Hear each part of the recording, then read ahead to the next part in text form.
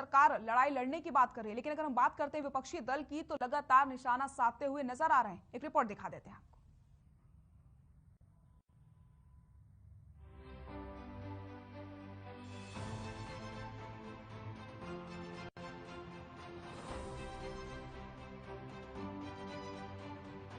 हरियाणा सरकार ने हाल ही में एक बड़ा फैसला लिया था और वो फैसला था हरियाणा के युवाओं को निजी क्षेत्र में 75% आरक्षण देने का। इसके पीछे सरकार की मंशा थी कि प्रदेश के युवाओं को निजी कंपनियों में आसानी से नौकरी मिल सके, रोजगार के अवसर बढ़ सके।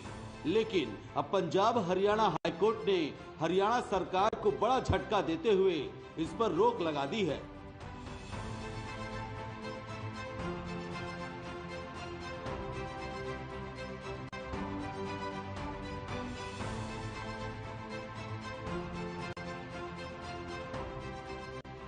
दरअसल गुरुग्राम इंडस्ट्रियल एसोसिएशन ने सरकार के इस फैसले को हाई कोर्ट में चुनौती दी थी।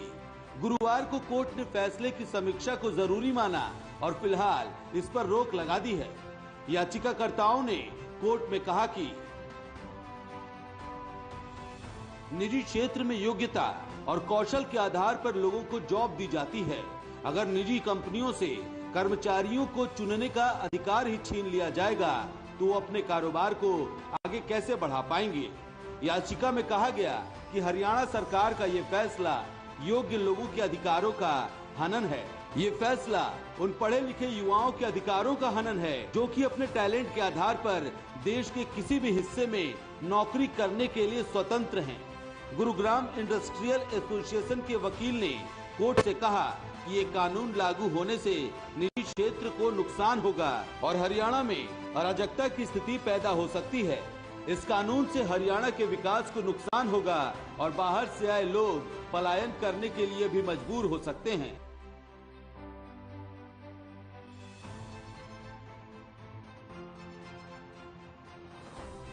अब जैसे ही हाई कोर्ट ने स्टे लगाया, सत्ता पक्ष और विपक्ष की ओर से तमाम प्रतिक्रियाएं सामने आने लगी। जहां सत्ता पक्ष ने कहा कि हम मजबूती से केस लड़ेंगे और जीतेंगे भी, तो वहीं विपक्ष ने कहा कि सरकार कोर्ट के अंदर अपना पक्ष ही नहीं रख पाई और ये सरकार का एक जुमला था जिस पर हाई कोर्ट ने स्टे लगा दिया।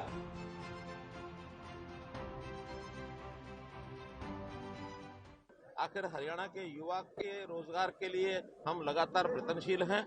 तो ये जो 75% का जो कानून यानी हाई कोर्ट ने जिसके ऊपर स्टे दिया है, अभी केस वहाँ चलेगा। हम मजबूती से उस केस को लड़ेंगे। और वैसे ऐसा उदाहरण पहले भी है, जब हमने एक बार पढ़ी लिखी पंचायतों का कानून बनाया था, हाई कोर्ट ने उस पर स्टे लगाया था, उसके विपरीत निर्णय भी दिया था। हम सुप्रीम कोर्ट में जाके और उसको अपहेल्ड करा के लाए थे और वो अपहोल्ड हुआ और बाद में वो लागू हुआ। इसी प्रकार मैं मानता हूं कि ये 75% वाला जो कानून है, इसमें भी हाई कोर्ट की लड़ाई लड़ेंगे। आवश्यकता पड़ेगी तो फिर बाद में इसको बिल्कुल भी किसी भी तरह से कोई सेटबैक के तौर पे नहीं देखा जाना चाहिए। कोर्ट की कुछ शंकाएं हो सकती हैं और कोई भी मामले में कोर्ट की जब शंका होती है तो उस पर कोर्ट स्टे लगा करके अगली तारीख तय करता है। आज सरकार से रिप्लाई मांगा गया है, सरकार रिप्लाई फाइल करेगी और निश्चित तौर पर ये तो अगली ही तारीख में स्टे वेकेट हो जाएगा। स्टे तो बहुत सारी चीजों में लगता है, ये तो अन्य प्रदेशों में ये कानून लागू है।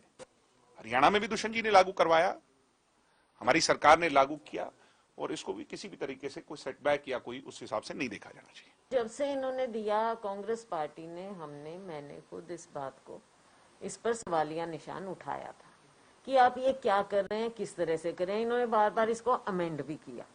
आपको याद होगा पहले इतना हम वो करेंगे, डोमिसाइल की कहानियां, और फिर सीलिंग की 50,000 तक इतने वो करेंगे।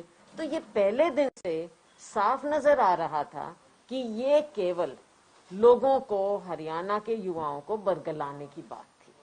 और वो अगर हाईकोर्ट की रोक लगी है, किस बात पर लगी है इसका मुझे जानकारी नहीं है, आपसे ही जानकारी मिली है।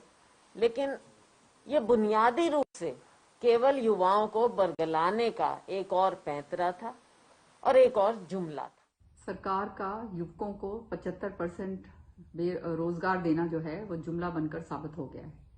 आज कोर्ट ने जो है उसके ऊपर जो है रोक लगा दी है। और मैं केवल ये पूछना चाहती हूँ कि सरकार ने ऐसा कानून क्यों बनाया जिस कानून के अंदर इतनी खामियां थी कि सरकार जो है उसकी पैरवाई सही तरीके से जो है कोर्ट के सामने नहीं कर पाई। तो ये स्पष्ट है कि इनका मकसद केवल बेरोजगार जो हमारे बच्चे जो घूम रहे हैं उनको गुमराह करने का मकसद इस सरकार का था, वो और आज साबित हो गया है। आपको बता दें कि स्थानीय व्यक्ति रोजगार अधिनियम 2020 15 जनवरी को ही प्रदेश में लागू हुआ था। इस कानून को 10 साल तक प्रभावी रहने की बात भी कही गई थी। स्टार्टअप को कानून में 2 साल की छूट रहने की बात भी कही गई थी।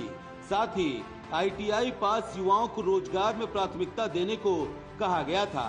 इस अधिनियम के तहत कहा गया था कि योजना का लाभ हरियाणा के मूल निवासी को ही मिलेगा और इसकी निगरानी उद्योग एवं वाणिज्य विभाग के उप निदेशक स्तर के अधिकारी करेंगे।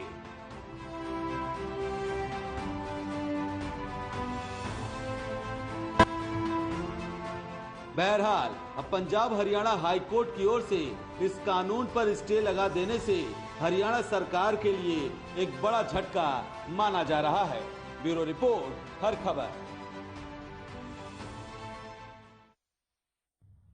खबरों में फिलहाल के लिए इतना ही। आगे देखिए अपना उत्तर प्रदेश। नमस्कार।